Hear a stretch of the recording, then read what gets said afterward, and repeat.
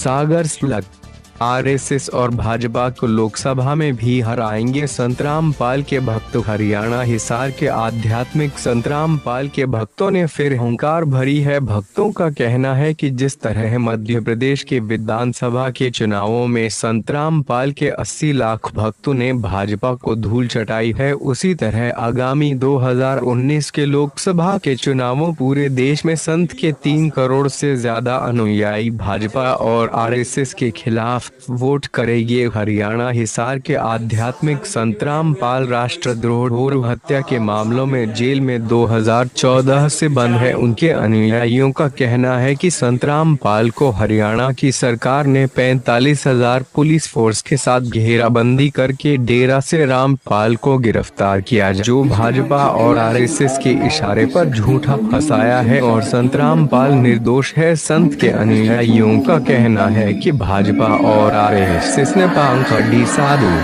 संतों, आर्य समाज संस्था व बाबा रामदेव के इशारे पर संतराम पाल को फंसाया गया है। जैसा कि संतराम पाल के हजारों अनुयायियों ने 2017 के नवंबर में सागर कलेक्टर को ज्ञापन के माध्यम से खुला चैलेंज दिया था कि संतराम पाल को भाजपा आरएसएस ने षड्यंत्र करके झूठे मामलों में फंसाया है। तब मध्य प्रदेश में होने वाले आगामी विधानसभा चुनावों में भाजपा के खिलाफ वोट करेंगे और भाजपा को सत्ता से बाहर करेंगे।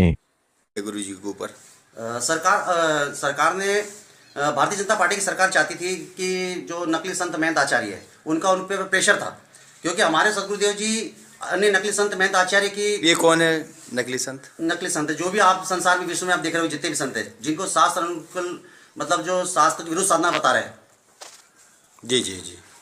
तो उनका क्या दबाव था गवर्नमेंट के ऊपर? गवर्नमेंट के ऊपर यह था कि संत रामपाल जी महाराज जी को जेल में डाल दिया जाए और उनको उनका मिशन को खत्म कर दिया, क्योंकि हमारे सदगुरुदेव जी शास्त्र अनुसार भक्ति बता रहे थे और इनकी पोल खोल रहे थे कि इनको शास्त्र का ज्ञान नहीं है, इनके परमात्मा का प भी नहीं मालूम। इसलिए इन्होंने सरकार पर दबाव बनाया। वोट राजनीति के कारण सरकार ने हमारे सदगुरुदेव जी को जेल में डलवा दिया।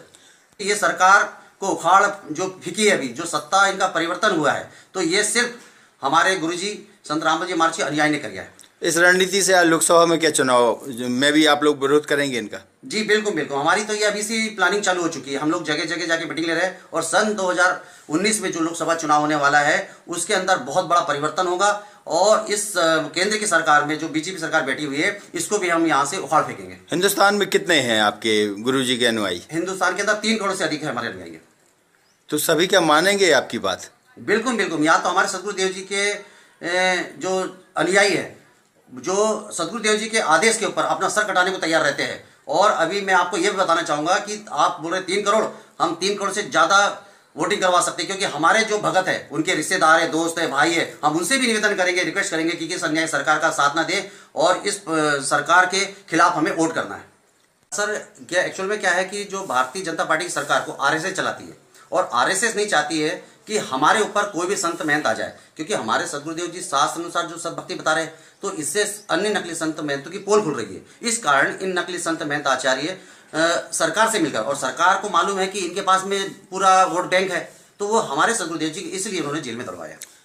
मध्य प्रदेश और सागर जिले में ज़्यादा प्रभाव देखने को मिला। सागर संभाग में जो आपके द्वारा विहिप जारी हुआ था आपके अनुयायियों के द्वारा, तो काफ़ी बदलाव भी आया, कांग्रेस आई। क्या मानते हैं आप, कितना इम्पैक्ट आया है और आगे की लोकसभा चुनाव में क्या है आप लोगों का रणनीति? बिल्कुल बिल्कुल, आपने सही बोला है, क्योंकि हमारे जो 30 लाख अनुयायी थे, हमने आपको जैसे अभी पूर्व में बताया अभी कि हम लोगों ने जो प्रकट दिवस मनाया था, काला दिवस, उसके अंतर्गत हमने पूरे मध्य प्रदेश के पूरे 52 जिलों के अंदर मैसेज कर दिया था कि हमें इस सरकार के खिलाफ वोट करना है। और हमारे जो हाईकमान है ऊपर दिल्ली के अंदर, जो हमारे हाईकमान बैठे हैं, वहां से कमेटी से हमें पास में आया था कि आपको उस पार्टी को समर्थन करना है जो भारतीय जनता पार्टी की सरकार को हरा सके। तो हम लोगों ने देखा कि भारतीय जनता पार्टी के विपक्ष में एक ही पार्टी ऐसी है जो भारतीय जनता पार्टी को मात दे सकती है, वो है कांग्रेस पार्टी।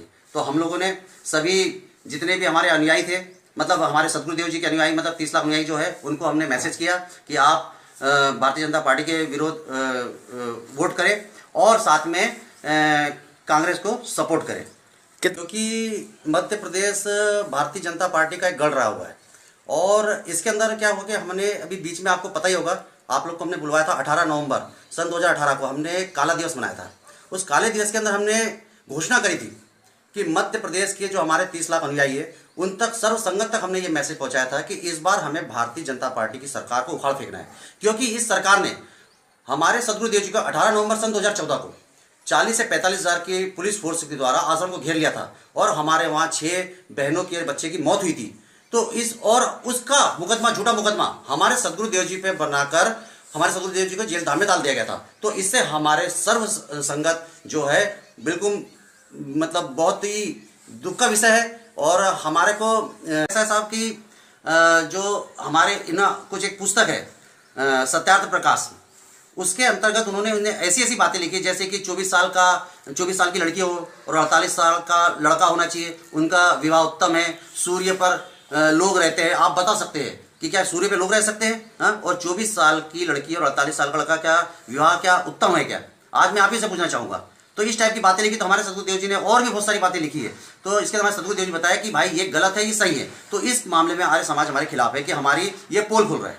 तो आर्य समाज क्या आरएसएस उसके सांठ गांठ से चल रही है? जी बिल्कुल, आर्य समाज हो गया, जितने भी आज विश्व में नकली संत महंत आचार्य है, चाहे रामदेव बाबा बोल दो, चाहे कोई भी बोल दो, या आरएसएस बोल दो, ये सारे एक ही है।